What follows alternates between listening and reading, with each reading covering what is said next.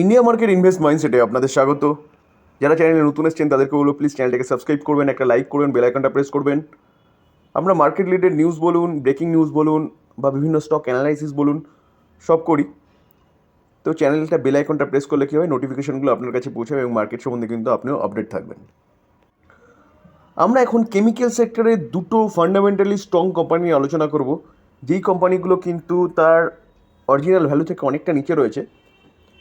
কোম্পানিগুলো, কেমিক্যাল সেক্টরের কোম্পানিগুলো নিচে আসার পিছনে কারণ যদি বলেন তাহলে হচ্ছে ক্রুড অয়েলের দাম বাড়া। কারণ কোভিডের পরে পরে কেমিক্যাল সেক্টরে একটা বিশাল বুম এসেছিলো। বুম আসার পরে কিন্তু যখনই ইউক্রেন রাশিয়া যুদ্ধ শুরু হলো তখন থেকে কিন্তু ক্রুড অয়েলের দাম চরচর করে বাড়তে থাকলো। তো সেই সময় কিন্তু কোম্পানিগুলো হচ্ছে ডাউনফল হতে শুরু করেছে। তার সাথে তো অবশ্যই বলা যায় যে ইনফ্লেশন একটা ব্যাপার ছিল, যার জন্য কোম্পানিগুলোর যে মেন বিজনেস হচ্ছে ইউরোপ এবং আমেরিকার কান্ট্রিগুলো, সেখান থেকে কিন্তু অর্ডার কন্টিনিউয়াসলি কমে এসেছিলো। তো সেই জায়গায় দাঁড়িয়ে কিন্তু কোম্পানিগুলো নিচে এসেছিলো।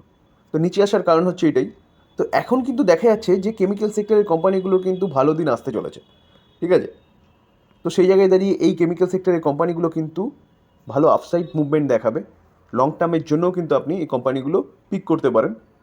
ডিসক্লেমার দিয়ে রাখি, দেখুন আমি কোনো বাই রেকমেন্ডেশন দিচ্ছি না, আমি জাস্ট স্টাডি পারপাস আলোচনা করছি। যদি ভালো লাগে আপনি কিনবেন বা আপনার ফাইন্যান্সিয়াল অ্যাডভাইজারের সাথে কিন্তু কথা বলবেন।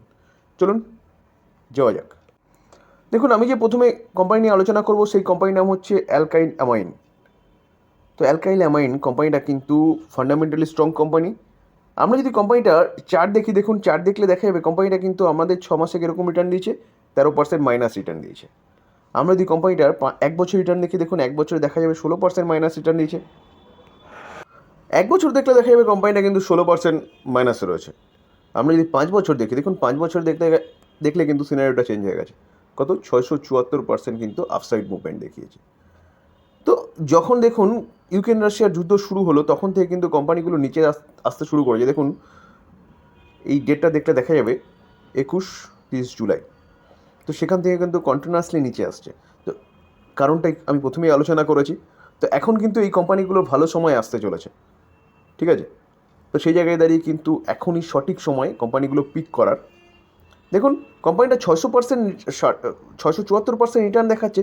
কখন? যখন কোম্পানিটা কিন্তু এখনও তার হাই থেকে কিন্তু অ্যাপ্রক্সিমেট বলতে পারেন যে 47-48% কিন্তু ডিসকাউন্টে পাওয়া যাচ্ছে। আমরা যদি কোম্পানিটার ম্যাক্সিমাম চার্ট প্যাটার্ন দেখি, দেখুন ম্যাক্সিমাম চার্ট প্যাটার্ন দেখলে দেখা যাবে কোম্পানিটা কিন্তু ম্যাক্সিমাম চার্ট প্যাটার্নে কিন্তু কত? 10,948% রিটার্ন দিয়েছে। কখন থেকে? 2007 থেকে, ঠিক আছে। তো 2007 থেকে কিন্তু কোম্পানিটা খুব ভালো রিটার্ন কিন্তু তার ইনভেস্টরদের কিন্তু বানিয়ে দিয়েছে। চলুন আমরা কোম্পানিটার বিজনেসটা একটু দেখে নিই। দেখুন কোম্পানিটা যে কেমিক্যাল সেক্টরের কোম্পানি এবং কোম্পানি কোন কোন সেক্টরের জন্যে তার প্রোডাকশানটা করছে, দেখুন এগ্রো কেমিক্যাল সেগমেন্টে কিন্তু কোম্পানিটার এক্সপোজার রয়েছে, ফার্মাসিউটিক্যাল সেগমেন্টে কোম্পানিটার এক্সপোজার রয়েছে, ডাই এবং টেক্সটাইল সেগমেন্টে কিন্তু কোম্পানিটার এক্সপোজার রয়েছে, ঠিক আছে। মাইনিং সেগমেন্টে কোম্পানিটার এক্সপোজার রয়েছে, রবার কেমিক্যালের এক্সপোজার রয়েছে, পেট্রো কেমিক্যালে এক্সপোজার রয়েছে। দেখুন ফাউন্ডারি কেমিক্যাল কোম্পানিটা এক্সপোজার রয়েছে এবং সারফ্যাক্টেন্স সেগমেন্টেও কিন্তু কোম্পানিটা এক্সপোজার রয়েছে, ইলেকট্রনিক্স সেগমেন্টে এক্সপোজার রয়েছে এবং কোম্পানিটা হচ্ছে নিউট্রিশন সেগমেন্টেও কিন্তু এক্সপোজার রয়েছে। তাহলে কোম্পানিটার বিজনেসটা কিন্তু ডাইভার্সিফাইড, অর্থাৎ কোম্পানিটা কিন্তু অনেকগুলো সেক্টরের জন্য তার প্রোডাক্টটাকে কিন্তু তৈরি করছে, ঠিক আছে। দেখুন আমি একটু আগে বললাম না যে কোম্পানিটার যে বিজনেস বা কেমিক্যাল সেক্টরের যে কোম্পানিগুলোর যে বিজনেস, সেই বিজনেসগুলো কিন্তু ওয়ার্ল্ড ওয়াইজ ছড়িয়ে রয়েছে। দেখুন ইউএস, আর্জেন্টিনা থেকে শুরু করে স্পেন, কানাডা থেকে শুরু করে কি নেই, Australia, Belgium, Brazil, China, Denmark, Israel, Japan, Mexico, Taiwan থেকে শুরু করে থাইল্যান্ড, ইউক্রেন বলুন, টার্কি বলুন, অনেক কত বহু দেশ আছে কিন্তু, ঠিক আছে। তো টোটাল যে বিজনেস, সেই বিজনেসটা কিন্তু ওয়ার্ল্ড ওয়াইজ বিজনেস এবং তাদের যে এক্সপোর্ট, সেই এক্সপোর্টটা কিন্তু প্রায় বলতে পারেন 85% হচ্ছে বাইরের দেশে। তার জন্যে কিন্তু কোম্পানিগুলো এতটা ডিসকাউন্টে পাওয়া যাচ্ছে। কোম্পানিগুলো কিন্তু ফান্ডামেন্টালি স্ট্রং কোম্পানি। তাহলে আমরা দেখলাম কোম্পানির যে বিজনেস এবং যে বিজনেসগুলো সারা ওয়ার্ল্ড ওয়াইজ ছড়িয়ে রয়েছে। তো সেই জায়গায় দাঁড়িয়ে কিন্তু এই business long term sustainable business এবং চলবে বিজনেস। তো সেই জায়গায় দাঁড়িয়ে কিন্তু লং টার্মে কিন্তু কোম্পানিটা এখনও পোটেনশিয়াল আছে কয়েক গুণ রিটার্ন কিন্তু বানিয়ে দেওয়া। দেখুন কোম্পানিটা যদি মার্কেট ক্যাপ দেখি, অনলি ফর 11,000 করোড় হচ্ছে কোম্পানিটার মার্কেট ক্যাপ। দেখুন কোম্পানিটার P 68.4 রয়েছে, ওকে। কোম্পানিটার ROCE অর্থাৎ রিটার্ন অন ক্যাপিটাল এমপ্লয় কত রয়েছে 27.9 এবং রিটার্ন অন ইকুইটি 21.5। তো দুটোই কিন্তু ভালো রয়েছে। ফেস ভ্যালু 2 রয়েছে, অর্থাৎ কোম্পানি কিন্তু ভবিষ্যতে স্প্লিটও দিতে পারে, তার ফেস ভ্যালু 1ও করতে পারে। দেখুন আমরা যদি কোম্পানিটার প্রফিট দেখি তাহলে 2012 থেকে দেখুন 17, 24, 43, 45, 45-এর পরে 50, আবার 50, ওকে 64, 64-এর পরে দেখুন 84, 84-এর পরে 215, 295, ঠিক আছে। 295টা কোথায় এসছে, 225, 229, 171। তো 171টা হচ্ছে কারেন্ট ইয়ারে চলছে এবং 2021 থেকে কিন্তু তার প্রফিটটা কমেছে। কেন কমেছে জিনিসটা আমরা ডিসকাস করেছি। দেখুন কম্পাউন্ড সেলস গ্রোথ যদি দেখি তাহলে সেলস গ্রোথ দেখলে দেখা যাবে, দেখুন 10 বছরে 16%, 5 বছরে 22%, 3 বছরে 19%, লাস্ট 1 বছরে কিন্তু মাইনাসে চলছে। কম্পাউন্ড প্রফিট গ্রোথ যদি দেখি তাহলে প্রফিট গ্রোথও কিন্তু 10 বছর 5 বছর খুব ভালো ছিল, 3 বছর এবং লাস্ট ইয়ারে কারেন্ট ইয়ারে কিন্তু প্রফিটটাও মাইনাসে চলছে। তো কেন চলছে ফার্স্টেই বললাম। তো কোম্পানি দেখুন 10 বছরের গ্রোথ দেখলে বা 10 বছরের সেলস দেখলে কিন্তু বোঝা যাবে যে কোম্পানিটা কীরকম বিজনেস করতো। সার্টেন সময়ের জন্য প্রতি কটা কোম্পানির কিন্তু একটা টাইম পিরিয়ডে কিন্তু একটা খারাপ সময় যায়। আজকে কেমিক্যাল সেক্টরের সাথে সাথে কিন্তু আইটি সেক্টরের ঠিক একই রকম পিরিয়ড চলছে। ব্যাঙ্কিং সেক্টরেও কিন্তু ব্যাঙ্কগুলো কিন্তু এখন অনেকটা মানে দিক করে চলছে। তো সেই জায়গায় দাঁড়িয়ে কিন্তু এই যে সেক্টর কেমিক্যাল সেক্টর, এই সেক্টরের কিন্তু খারাপ সময় শেষ বললেই চলে, কারণ কোম্পানিগুলো কিন্তু আস্তে আস্তে আপসাইড মুভমেন্ট শুরু করেছে, কারণ টোটাল যে মাহল ছিল সেই মাহলটা কিন্তু চেঞ্জ হচ্ছে, ঠিক আছে। দেখুন স্টক সিএজিআর গ্রোথ যদি দেখা যায় তাহলে কোম্পানিটা তার ইনভেস্টারদের কিন্তু 10 বছরে 47% করে বানিয়ে দিয়েছে, 5 বছরে 50%, 3 বছরে 15% এবং কারেন্ট ইয়ারে -17% চলছে, ঠিক আছে। তাহলে ভাবতে পারছেন 10 বছরে কোম্পানিটা 47% করে কিন্তু রিটার্ন বানিয়ে দিয়েছে, 5 বছরে 50%। কোম্পানিটার মধ্যে দম ছিল বলে তাই জন্য এই রিটার্নগুলো দিয়েছে, এখনও কিন্তু হোল্ড করছে এতটা পড়ে যাওয়ার পরেও।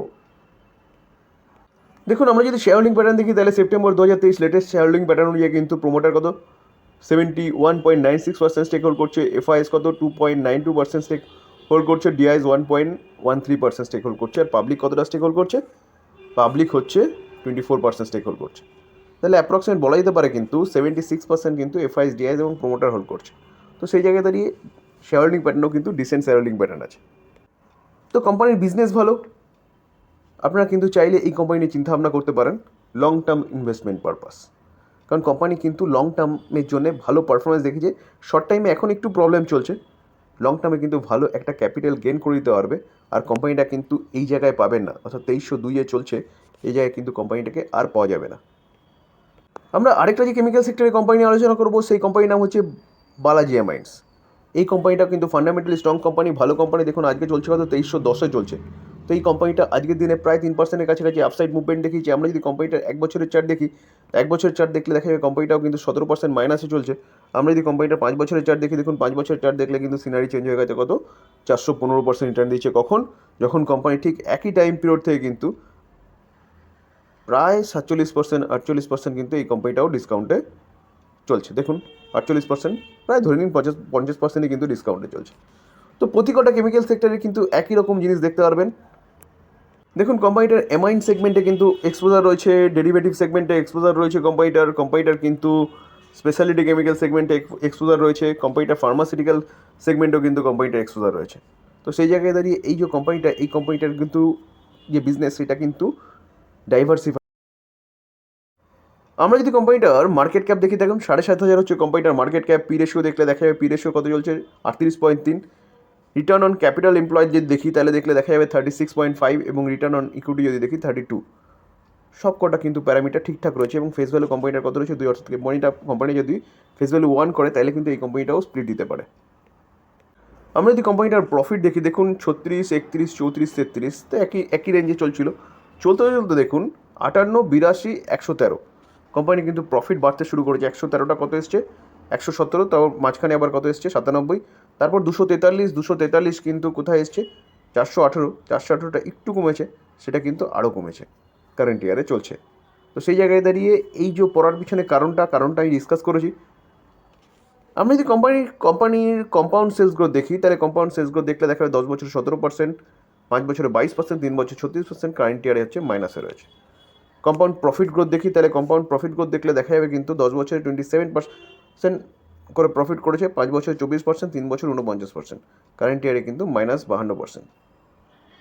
তো সেই জায়গায় দাঁড়িয়ে কোম্পানি কিন্তু প্রফিট গ্রোথ যেটা সেটাও কিন্তু ভালো দেখিয়েছে। আমরা যদি সিএজিআর গ্রোথ দেখি, তাহলে সিএজিআর গ্রোথ দেখলে দেখা যাবে স্টক সিএজিআর গ্রোথ 47% হারে কিন্তু কোম্পানিটা 10 বছরে তার ইনভেস্টারদের কিন্তু রিটার্ন দিয়ে দিচ্ছে। 5 বছরে 38%, 3 বছরে 37%, কারেন্ট ইয়ারে কিন্তু -20%। তো সেই জায়গায় দাঁড়িয়ে কিন্তু এই কোম্পানিটা প্রফিট খুব ভালো জেনারেট করেছে লাস্ট 2 ইয়ার ছাড়া। কেন 2 ইয়ার এরকম অবস্থা হয়েছে কোম্পানিটার? একটু আগেই বললাম, ইনফ্লেশন বলুন, ক্রুড অয়েলের দাম বাড়া বলুন, সব ওভারঅল একসাথে কিন্তু ইম্প্যাক্ট ফেলেছে কেমিক্যাল সেক্টরের কোম্পানিগুলোর ক্ষেত্রে।